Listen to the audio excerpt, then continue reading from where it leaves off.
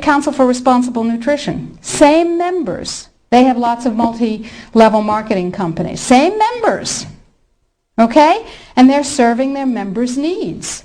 They're saying, CRN is saying, yay, Codex is coming. It's going to protect us from those dangerous vitamins and minerals and herbs. And CRN is saying, it's fine.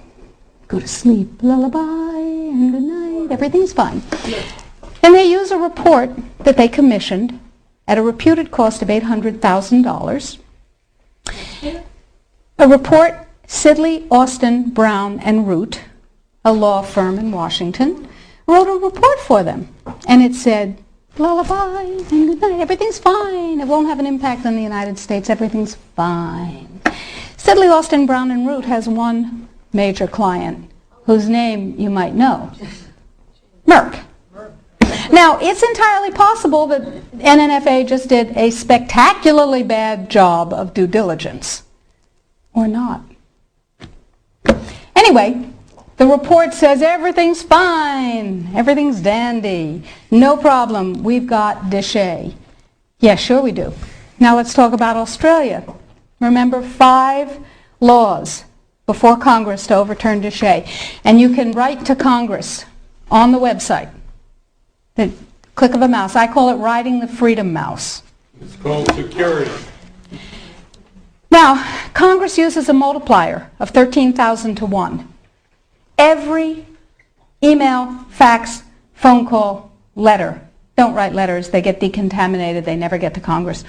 Every email, fax, and phone call counts as 13,000 constituent opinions. They figure that if you write a letter or send an email, there are 12,999 lazy lunks who can't bother to get to the computer terminal to do the same thing, but they feel the way you do. Interesting. That's power, my friends. That's power. That's 13,000 to 1. So suppose we have 1 million people. Suppose we have 10 million people. Suppose we have 100 million people saying, don't you dare. Now, Congress has one rule above all others. Anybody know what it is? Get reelected. That's the primary rule, the prime directive, as Isaac Asimov would have called it. The prime directive is to get reelected. Now, Deshay was passed, you may remember, by unanimous congressional consent. Was that because one morning all members of Congress woke up and said, I see the light. Nutrients are better than drugs. No. They said, oh, if I don't go along with this, I'll never be reelected to anything. You remember critical mass. Remember, we were out on the streets and we were up on our hind legs and we were making noise. And we were rallying and we were writing letters and we said, don't you dare take away my health freedom. Remember? And we won.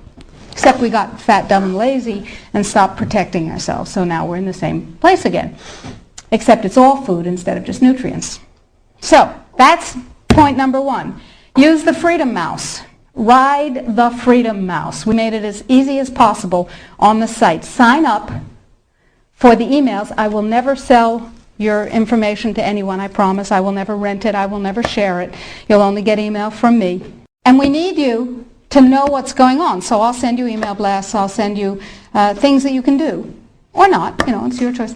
Get everybody you know informed. Now, what else can you do? Well, we're going to write a series of Codex alternative guidelines. Everything bad in Codex will have an alternative guideline that turns it into a pro-health guideline. What have we done with the guideline, the vitamin and mineral guideline? You can see that because we have a markup copy that has their guideline crossed out and ours written in on the website. It's right there.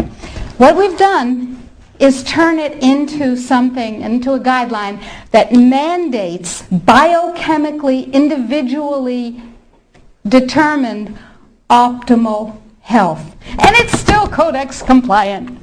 So we said, okay, now we need Congress to adopt this. And we need other countries in the world to adopt this. So Bert and I went to Washington, D.C., and we met with Dana Rohrabacher from Orange County, who said to us, he's a representative, he said, I believe in pesticides. I went, ugh. He said, I believe in GMOs. I went, ugh, ugh. He said, I believe in irradiation of food. I went, ugh, ugh, ugh. But, he said, I believe in your right to not be forced to eat foods that have been processed that way more than I believe in those technologies. I will take this on. We said, oh, that's really nice. And he said, now, we need a coalition. So we went across the aisle, or across the office building, to see Peter DeFazio's staff from Oregon, who is a liberal Democrat, whereas Rohrabacher is a Republican, a libertarian Republican. And DeFazio's on board. And we have large numbers of others who actually never heard of Codex before we told them about it. Never heard of Codex. We have called every health legislative aide in Congress, and we have said, what's your congressman's position on Codex? And they've said, bah. We have spoken to the trade legislative assistants. We've said, what's your congressman's position on Codex? And they've said, on what? They don't know. We had a congressional briefing set up on the 20th of September. I was going to address Congress. Tell them about it. I thought that was cool. 10 days before, it became a briefing on something else. Another freedom click. You need to write to Congress on the site and tell them that they need a congressional briefing, by God, and tell them you want me to brief them. They don't know. They've never heard of it any more than the general public has heard of it. Gee, how'd that happen?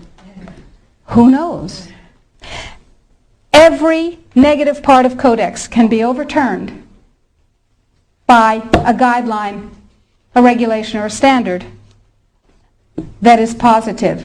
So we need your help, because the United States leadership in this guideline and all the positive guidelines to follow is what's going to literally save the population of the planet and save your jobs and your children and your families and mine.